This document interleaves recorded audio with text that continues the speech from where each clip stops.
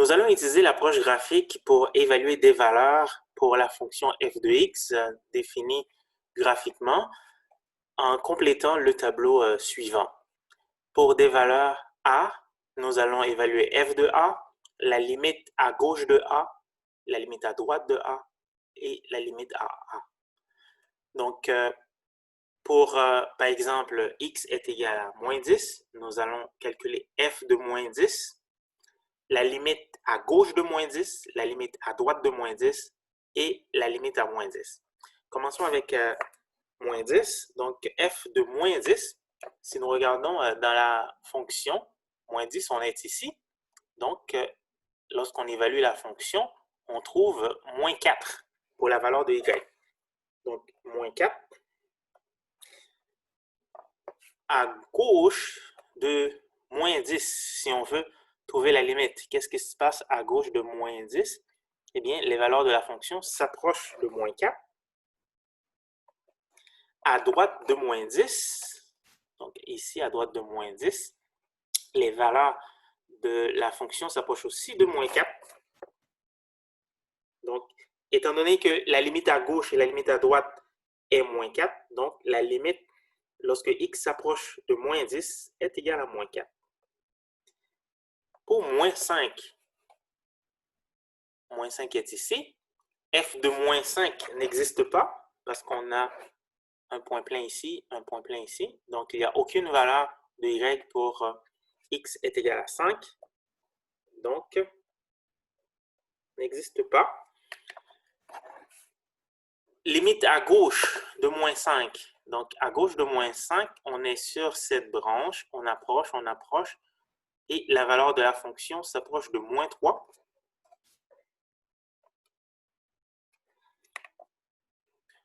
À droite de moins 5, on est ici.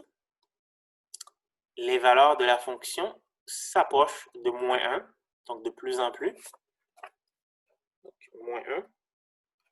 Étant donné que la limite à gauche est différente de la limite à droite, donc on peut dire que la limite, lorsqu'on s'approche de moins 5, n'existe pas. À moins 2, que se passe-t-il à moins 2? On a la valeur de la fonction qui est égale à moins 2.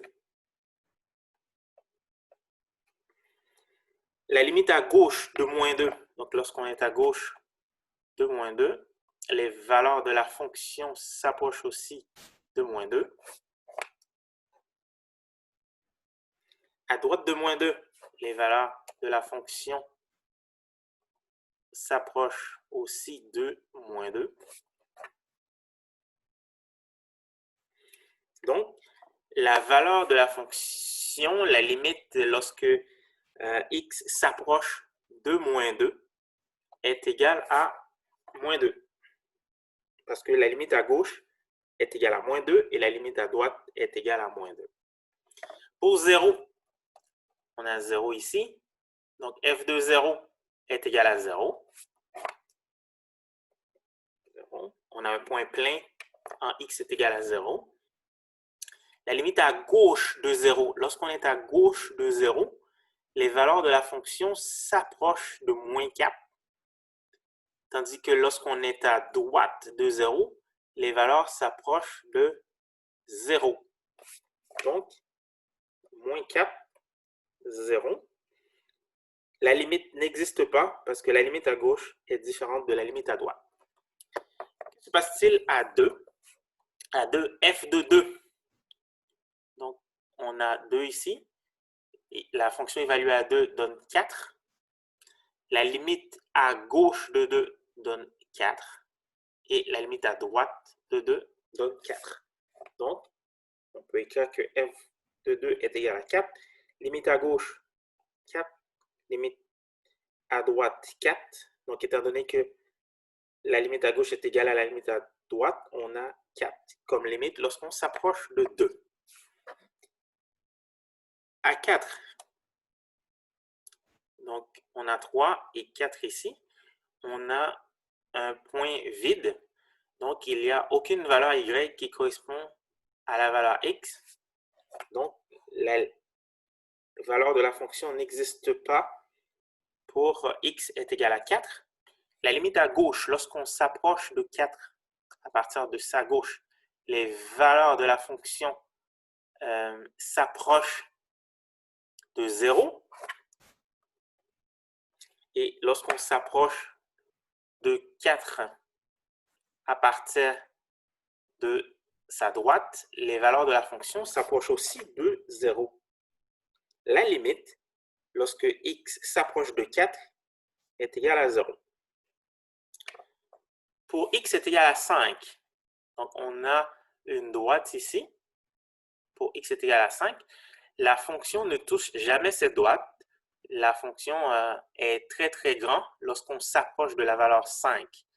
Donc, on a ce qu'on appelle une asymptote verticale. Et on peut dire que la fonction n'est pas définie en x est égal à 5.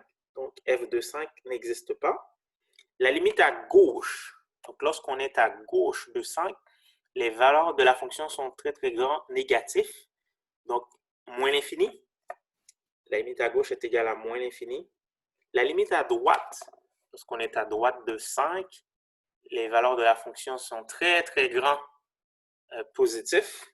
Donc, plus l'infini. Donc, la limite n'existe pas lorsqu'on s'approche de 5 parce que la limite à droite n'est pas égale à la limite à gauche.